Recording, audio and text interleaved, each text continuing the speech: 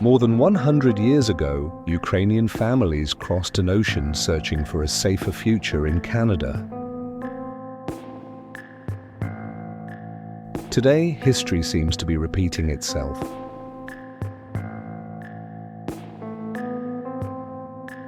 At 5:12 in the morning, the apartment is quiet. Outside, winter Winnipeg is still dark, minus 30 degrees Celsius. Yellow streetlights reflect off the snow. Somewhere in the distance, a Winnipeg transit bus moves through the frozen streets.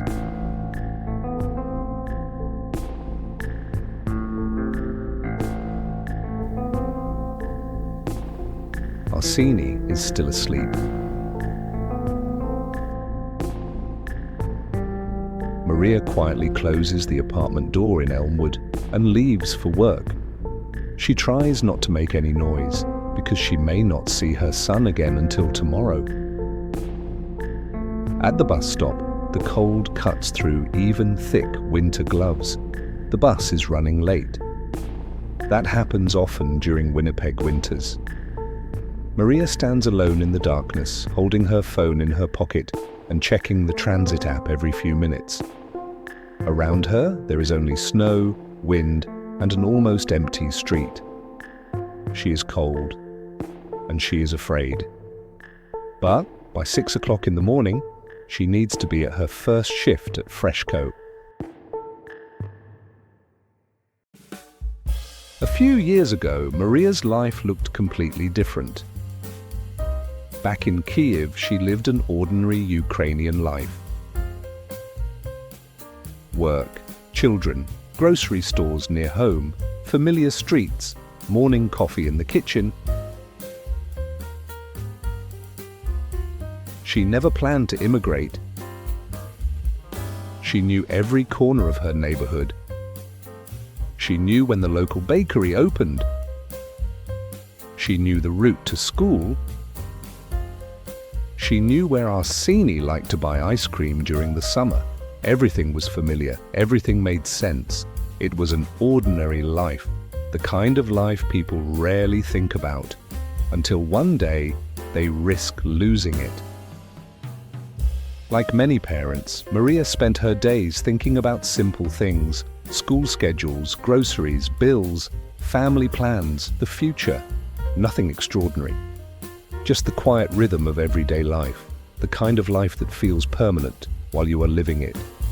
Arseny was growing up. Her daughter was becoming an adult. And Maria believed that the hardest challenges were already behind her. She had no way of knowing how quickly everything was about to change. Then the war came. Kyiv began living under the sound of air raid sirens. People woke up in the middle of the night to explosions, to emergency alerts, to news that could no longer be ignored. Fear slowly became part of everyday life. Children learned to recognize the sound of danger. They learned where to hide. They learned to ask questions that adults often could not answer. For Maria, the decision was never really about herself. It was about her children. Every parent wants to believe they can protect their child, but during wartime, that belief is tested every single day. As the months passed, Maria faced a question she never expected to face: stay or leave. Neither option felt right. One meant living with uncertainty. The other meant leaving behind everything she had ever known: her home, her friends, her routines, her country. But eventually, she made her decision. The war became the main reason she chose to leave Ukraine, not because she stopped loving her home, but because she loved her children more. And sometimes love asks people to make impossible choices. But the reason Maria chose Canada was deeply personal. Arseny's father had already been living in Gimli, a small town about 100 kilometers north of Winnipeg. Arseny missed his father terribly. Maria could see it. She could hear it in the questions he asked. She could see it in the way his face changed whenever they talked about him. Children do not always say exactly what they feel, but parents usually know. And Maria knew. One day, she simply started packing. Children's documents, winter clothes, family photographs, drawings made by her son, small pieces of a life that could fit inside a suitcase. The rest would stay behind, at least for now. And just like that, the journey began. Across Europe, across the Atlantic Ocean, more than 10,000 kilometers away from home. In airports, Arseny held his mother's hand almost the entire time. Different languages echoed through the terminals. People rushed toward departure gates. Flight information boards changed every few seconds. For most travelers, it was just another trip. For Maria, it was a leap into the unknown. She did not know what their life would look like 1 year later. She did not know if she would find stable work. She did not know if Canada would ever feel like home. She only knew one thing: she had to keep moving forward. There was no perfect plan, no guarantees, no certainty, only hope. And sometimes hope is enough to take the next step. But the hardest goodbye was not the one she left behind in Ukraine. Her 19-year-old daughter stayed in Poland. She had already started building her own future there. Now, 10,000 kilometers separated them. 2 countries, 8 hours of time difference. When Maria returns home from work in Winnipeg, her daughter is often preparing for bed in Poland. Sometimes they speak on a video call for only a few minutes. Sometimes they simply sit in silence. Neither one wants to end the conversation first. Both of them miss each other more than either is willing to admit. For Maria, starting a new life in Canada came with a cost, and part of that cost was distance. The distance between a mother and her daughter, a distance no airplane can fully erase. When Maria arrived in Canada, she did not find the picture often shown in advertisements. She did not find an easy life or instant success. Instead, she found cold, loneliness, and the constant feeling of being a stranger. Everything was different. The language, the stores, the streets. Even the silence felt different. Some days were harder than others. Some days she wondered whether she was strong enough. But every morning she got up and kept going, because turning back was no longer an option, and because her children were depending on her. Maria still remembers her first Winnipeg winter. One morning, the temperature dropped below -37 degrees Celsius. The air burned her lungs after only a few breaths. Her eyelashes froze. Even the short walk to the bus stop felt like a challenge. That morning, she truly understood how far she was from home. Not just geographically, but emotionally. Everything familiar was now an ocean away. Yet the bus still came. Work still had to be done. And life kept moving forward, whether she felt ready or not. Maria settled in Elmwood, a small apartment, old furniture. The sound of radiators during winter. It was not the life she once imagined, but it was a beginning. Every paycheck mattered, every bill mattered, every hour of work mattered. She learned quickly that building a new life is rarely dramatic. Most of the time it happens quietly, one day at a time, one shift at a time, one small step at a time. In the mornings, Maria worked at Freshco. After her shift, she crossed the city by bus. And in the evenings, she worked at Costco. Day after day, week after week, work, bus, work, home, sleep. Then everything started again. Some mornings began before sunrise. Some evenings ended long after dark.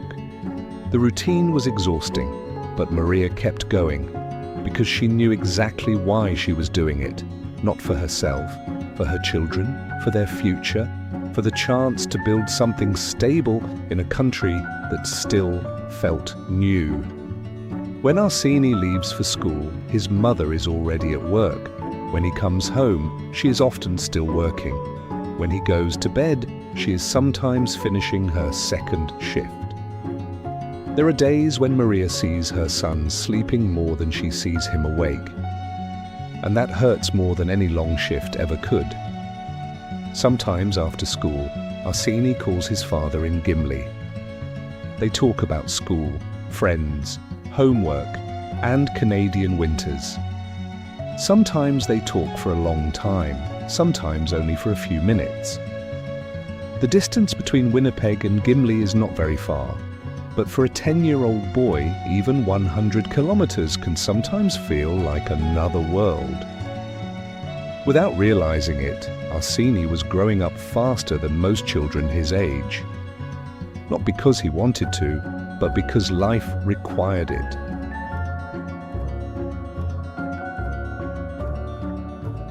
One evening, Arseny sat alone in the kitchen. Dinner was turning slowly inside the microwave. Snow was falling outside the window. The clock read 9:47 p.m. His mother was still at work. Arseny was only 10 years old, but he understood more than most children his age. He knew why his mother worked so much. He knew why she came home exhausted. He knew why she sometimes fell asleep on the couch before the evening was over. And he never wanted to make things harder for her. Maria often says she is lucky to have a son like Arseny.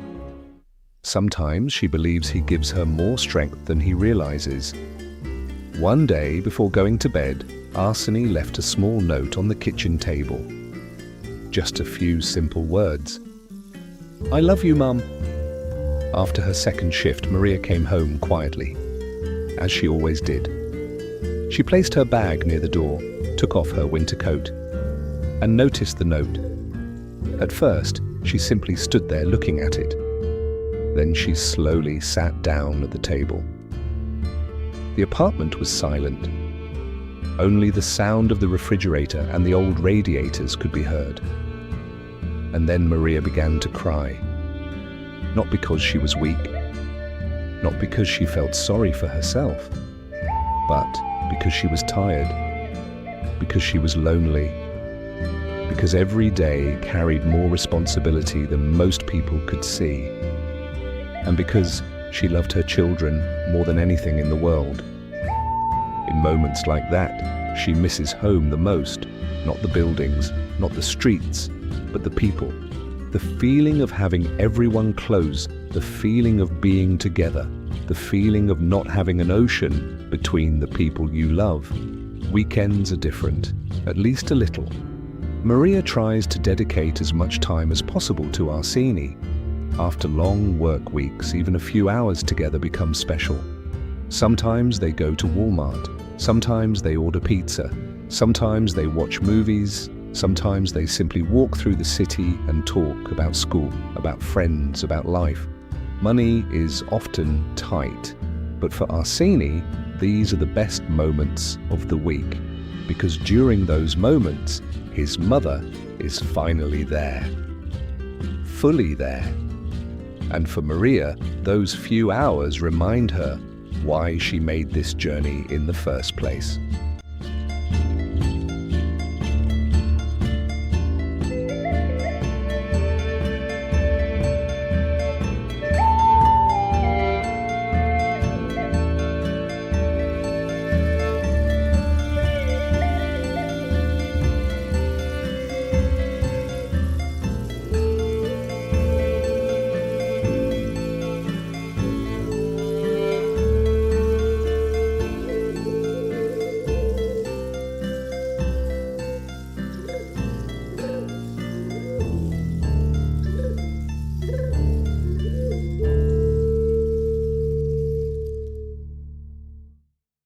At work, Maria was not noticed right away. Like many newcomers, she simply focused on doing her job. She arrived on time, worked hard, and rarely complained. Day after day, month after month, managers noticed, co-workers noticed. They saw someone who could be trusted, someone who showed up, someone who kept going even when things were difficult. And one day, Maria was promoted. For some people, it might have seemed like a small achievement. For Maria, it meant much more. It was proof that she had not given up. Proof that all the early mornings, all the bus rides, all the long shifts had meant something. But even after a long day of work, Maria's responsibilities do not end. When the apartment finally becomes quiet, she often opens her laptop. There are forms to complete, documents to organize, applications to submit. She continues working toward permanent residency in Canada. The process is long, sometimes confusing, sometimes exhausting, but she keeps moving forward, not for herself, for her children. She dreams of the day when she will no longer have to worry about what comes next, the day when Canada will no longer feel temporary, the day when it will simply feel like home. Meanwhile, Arseny continues to grow. He feels more comfortable at school. He makes new friends. His English improves every year. Sometimes now, he helps his mother understand a letter or translate a conversation. Little by little, the life that once felt impossible begins to feel normal. One winter evening, Maria and Arseny were riding the bus home together. Outside, Winnipeg was covered in snow. Streetlights reflected off the frozen streets. Passengers sat quietly, lost in their own thoughts. Arseny looked out the window. For a long moment he said nothing. Then he turned toward his mother and quietly said, "Mum, I think Canada is home now." Maria did not answer right away. She simply smiled, maybe for the first time in a very long time, because in that moment she felt that every sacrifice had been worth it. And when you listen to Maria's story, it may sound familiar, especially if your family has lived in Canada for generations. More than 100 years ago, Ukrainian families crossed an ocean, searching for a better future. They left behind parents, brothers, sisters, friends, everything they knew. They arrived in Canada with very little. Many did not speak English, many worked difficult jobs, many started over from nothing.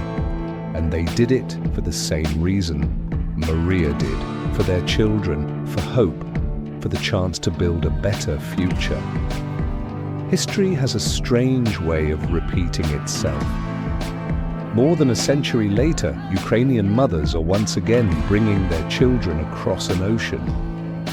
Once again, searching for safety. Once again, building new lives far from home. Tomorrow morning, at 5:12 a.m., Maria's alarm clock will ring again. She will quietly close the apartment door in Elmwood. She will step into the darkness of another Winnipeg morning. She will wait for the bus.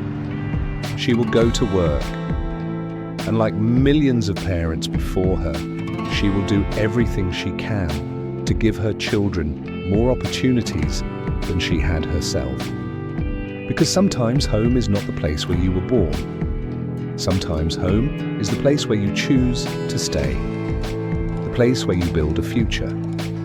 The place where your children begin to dream. And perhaps that is how a new home is born. One quiet story at a time.